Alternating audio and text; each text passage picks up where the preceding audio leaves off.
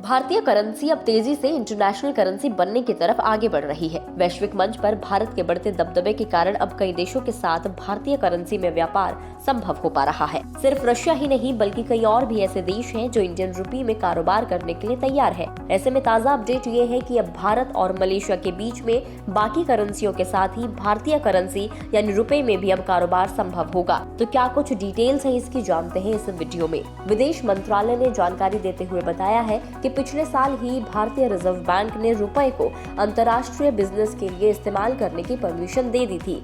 इसके बाद दोनों देशों के बीच इसको लेकर समझौता किया गया है।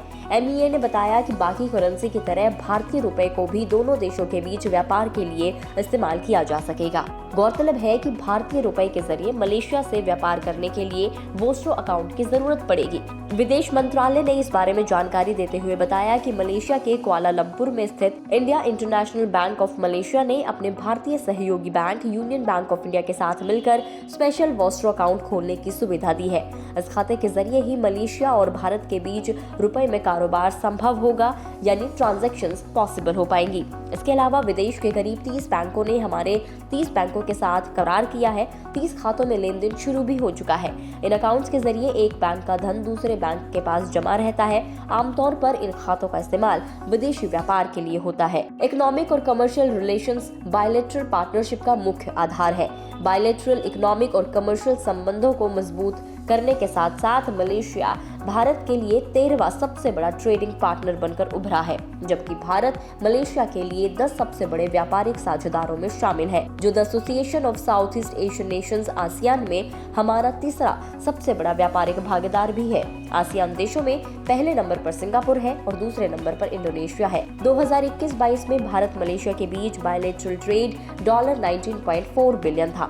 1 जुलाई से वस्तुओं, सेवाओं और निवेश को कवर करने वाला एक कॉम्प्रिहेंसिव इकोनॉमिक कॉर्पोरेशन एग्रीमेंट प्रभावी हो गया है। मलेशिया में भेजे जाने वाली चीजों की बात करें तो भारत की प्रमुख वस्तुएं मिनरल फ्यूल्स और मिनरल ऑयल्स हैं। साथ ही एल्यूमिनियम और उससे बनी हुई चीजें, मांस, लोहा और स्टील्स, कॉपर और उससे बनी हुई चीजें, organic chemicals, nuclear reactor, boiler, machinery और मैकेनिकल अप्लायंसेस आदि एक्सपोर्ट किए जाते हैं।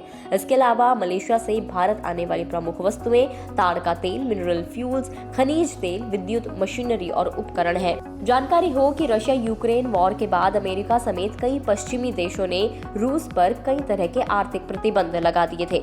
इसके बाद भारत ने रुपए को व्यापार के लिए प्रमोट करना शुरू कर दिया था। इसके लिए जुलाई 2022 में रिजर्व बैंक ने रुपए को अंतर्राष्ट्रीय रूप में यूज करने की परमिशन दे दी। उसके बाद दुनिया के 18 देश भारत के साथ रुपए में कारोबार करने पर विचार कर रहे हैं। भारत ने ये कदम डॉलर पर भारत और विश्व की निर्भरता को कम करने के लिए उठाया है। इससे देश पर विदेशी मुद्रा भंडार का बोझ भी कम होगा और ग्लोबल ट्रेड को आसान बनाने में भी मदद मिलेगी।